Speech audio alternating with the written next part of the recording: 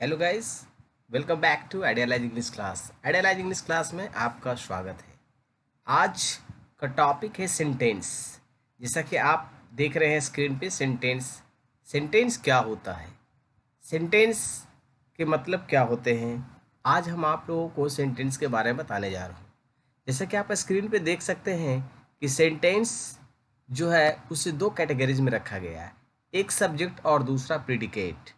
और सब्जेक्ट को दो भागों में बांटा गया, एक नॉन और दूसरा प्रोनाउन। प्रीडिकेट को भी दो भागों में रखा गया, वर्ब और ऑब्जेक्ट। अब ये सारे चीज़ों को हम लोग बारी बारी से पढ़ेंगे कि आखिर सेंटेंस किसको कहते हैं, सेंटेंस किसको कहते हैं, सब्जेक्ट किसे कहते हैं, प्रीडिकेट किसे कहते हैं। तो उसके बाद हम लोग नाउन के बारे में पढ़ेंगे, प्रोनाउन के बारे में पढ़ेंगे, वर्ब के बारे में पढ़ेंगे और ऑब्जेक्ट के बारे में पढ़ेंगे। तो मुझे पूरी उम्मीद है कि आप इस वीडियो को एंड तक देखिएगा और मुझे पूरा विश्वास है कि आपको ये वीडियो बिल्कुल ही पसंद आएगा। तो चलते हैं, अब हम लोग सेंटेंस के बारे में सबसे पहले जानते हैं कि सेंटेंस किसे कहते हैं। तो नीचे के स्लाइड्स में मैं आपको दिखाना चाहूँगा कि सेंटेंस किसे कहते हैं। जैसा कि आप देख रहे हैं सेंटेंस, सेंटेंस का डिफाइन यहाँ पे क्लियर लिखा हुआ है। A well arranged group of words, a well arranged group of words that make meaningful sense, that make meaningful sense, it is called sentence। कहता है एक अच्छे से सजाया हुआ शब्दों का समूह जो make meaningful sense, जो एक मीनिंगफुल यानी अर्थपूर्ण सेंस भरा सेंटेंस या वाक्य बनाता हो, उसी को हम लोग सेंटेंस कहते हैं। इट इज कॉल्ड सेंटेंस, इसी को हम लोग सेंटेंस कहते हैं। Once again, I would like to repeat. A well-arranged group of words that make meaningful sense, it is called sentence। एक अच्छे से सजाए हुए शब्दों का समूह को जो हमें पूर्ण रूप से एक अर्थ देता है, उसी को हम लोग सेंटेंस कहते हैं। माय डियर स्टूडेंट्स, यहाँ पे हम लोग एग्जाम्पल्स के तौर पे देख सकते हैं। यहाँ पे मैंने लिखा I am going to play cricket, I am going to play cricket, मैं क्रिकेट खेलने जा रहा हूँ। यह जो सेंटेंस है हमारा मीनिंगफुल सेंटेंस है। इसे जो सजाया गया है एक अच्छे ढंग से सजाया गया है, पूर्ण रूप से ग्रामेटिकल बेसिस पे सजाया गया है। Next sentence, she dances on the stage. मुझे पता है कि प्रेजेंट इंडेफिनिट टेंस का वाक्य है, जैसा कि मैंने आपको पहले ही पढ़ाया है और मैं आप लोगों को कंटिन्यूअस टेंस भी लास्ट वाले वीडियो में पढ़ाया था। तो I am going to play cricket, she dances on the stage, वह मंच पर नाचती है। ये भी कंप्लीट सेंटेंस है। We have completed our work, हम लोग अपने काम को समाप्त कर चुके हैं। दस this all sentences will be called sentence. अब हम लोग नीचे की ओर देखते हैं। जैसा कि मैंने आपको बताया था कि सेंटेंस को दो कैटेगरी में रखा गया, एक को सब्जेक्ट रखा गया और दूसरे को प्रीडिकेट रखा गया। फिर मैं आपको ये भी बताऊंगा कि दोनों में डिफरेंस क्या है, सब्जेक्ट किसे कहते हैं और प्रीडिकेट किसे कहते हैं। बहुत सारे बच्चों को कंफ्यूज होता है सब्जेक्ट किसे कहते हैं, प्रीडिकेट किसे कहते हैं।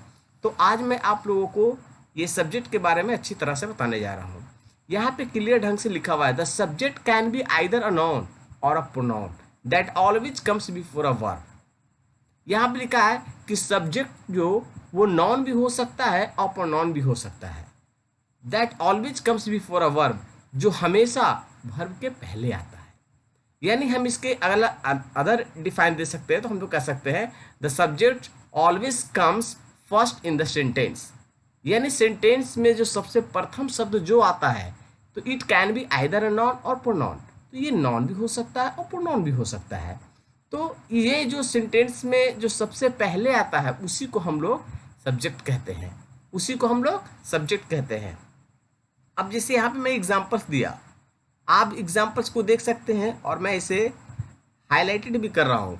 ही इज राइटिंग अ लेटर, वह एक पत्र लिख रहा है। I dance daily on the stage, मैं रोज डांस करता हूँ स्टेज पे। Sohan has just gone out, Sohan अभी जस्ट बाहर गया, जस्ट बाहर गया है। अब जो है इन सेंटेंसेस से हम लोग को ये पता करना है कि इसमें सब्जेक्ट कौन सा है। मैंने आपको यहाँ पे पहले ही मेंशन कर दिया कि नाउन और प्रोनाउन। तो यहाँ पे एक नाउन है और ये दोनों जो है वो हमारा प्रोनाउन है। लेकिन यहाँ पे देख रहे हैं ये सेंटेंस के पहले आ रहा है और ये दोनों प्रोनाउन है और ये नाउन है। जैसे कि मैंने यहाँ पे जिक्र किया है कि ये इट कैन, हम लोग कह सकते हैं the subject can be either a noun और प्रोनाउन। ये नाउन भी हो सकता है और प्रोनाउन भी हो सकता है, और हमेशा ये वर्ब के पहले आता है। और वर्ब जैसे कि हम लोग जानते हैं कि एक्सुलरी वर्ब भी होता है और मेन वर्ब भी होता है। तो यहाँ पे आप लोग देख सकते हैं एक्सुलरी वर्ब उसके पहले भी आया है, यहाँ पे आप देख सकते हैं मेन वर्ब उसके पहले भी आया है। यानी वर्ब के पहले जो भी शब्द का इस्तेमाल किया जाता है उसे सब्जेक्ट कहते हैं। दूसरी तरफ से अगर आपको समझ में नहीं आता है तो मैं आपको ये बताना चाहता हूं कि सब्जेक्ट हमेशा सेंटेंस के पहले आता है। सबसे पहले वाले जो शब्द होता है, सेंटेंस के जो सबसे पहले वाले शब्द होता है, उसी को हम लोग सब्जेक्ट कहते हैं। अब इसके बाद हम लोग पढ़ेंगे प्रीडिकेट के बारे में। आप प्रीडिकेट के बारे में देख सकते हैं, प्रीडिकेट के बारे में यहाँ पे क्लियर ढंग से लिखा हुआ है, अ पार्ट ऑफ सेंटेंस। जैसा कि मैंने आपको पहले पढ़ाया, सेंटेंस का डिफाइन भी लिखा है, और ये these are even called sentence, ये सब भी सेंटेंस कह सकते हैं। दैट हैज नो सब्जेक्ट, आप ये गौर कीजिएगा, अ पार्ट ऑफ सेंटेंस, सेंटेंस का एक हिस्सा, दैट हैज नो सब्जेक्ट, जिसके पास सब्जेक्ट नहीं हो, इट इज कॉल्ड प्रीडिकेट। इसी को हम लोग प्रीडिकेट कहते हैं। यानी आप जो यहाँ पर से देख रहे हैं, ये सब के सब हमारे क्या है, प्रीडिकेट हैं। यहाँ पे जितने भी अंडरलाइन आप देख रहे हैं, आप जो भी अंडरलाइन देख रहे हैं, ये सारा का सारा हमारा क्या है, प्रीडिकेट है। और जो अंडरलाइन नहीं हुआ है वो हमारा सब्जेक्ट है। तो मुझे पूरा विश्वास है कि आपको ये वीडियो समझ में आया। अगर आपको प्रीडिकेट नहीं समझ में आया तो फिर मैं एक बार इसको रिवाइज करता हूँ। A part of sentence that has no subject, it is called predicate. Example, we are celebrating birthday party, हम लोग बर्थडे पार्टी सेलिब्रेट कर रहे हैं, मना रहे हैं। तो यहाँ पे वी जो हो गया ये हमारा सब्जेक्ट हो गया, यहाँ पे आई जो हो गया वो हमारा सब्जेक्ट हो गया, यहाँ पे ही जो है वो हमारा सब्जेक्ट हो गया। लेकिन सब्जेक्ट के छोड़कर जो हिस्सा बचता है उसी को हम लोग प्रीडिकेट कहते हैं। और मैंने आगे ये भी बताया है कि सब्जेक्ट को नाउन और प्रोनाउन में रखा जाता है, और प्रीडिकेट को भी हम लोग दो कैटेगरीज में रखते हैं, एक वर्ब वाले हिस्से हो गए और दूसरे कौन से हिस्से हो गए, ऑब्जेक्ट हो गया। तो नेक्स्ट वीडियो में आप लोग ज़रूर इंतज़ार कीजिए और कमेंट बॉक्स में ज़रूर लिखिए अगर आप ये को वीडियो समझ में आया और सही से आप इस वीडियो को समझ में आ रहा है, तो आप इसे शेयर करना ना भूलें, सब्सक्राइब करना ना भूलें और लाइक करना ना भूलें। आप अगर कमेंट करना चाहते हैं तो कमेंट में लिख सकते हैं, जहाँ पे आपको समझ में नहीं आया मैं उसे फिर से अपलोड करके मैं आपके लिए वीडियो डालूंगा। तो that's all, thank you, it's enough for today.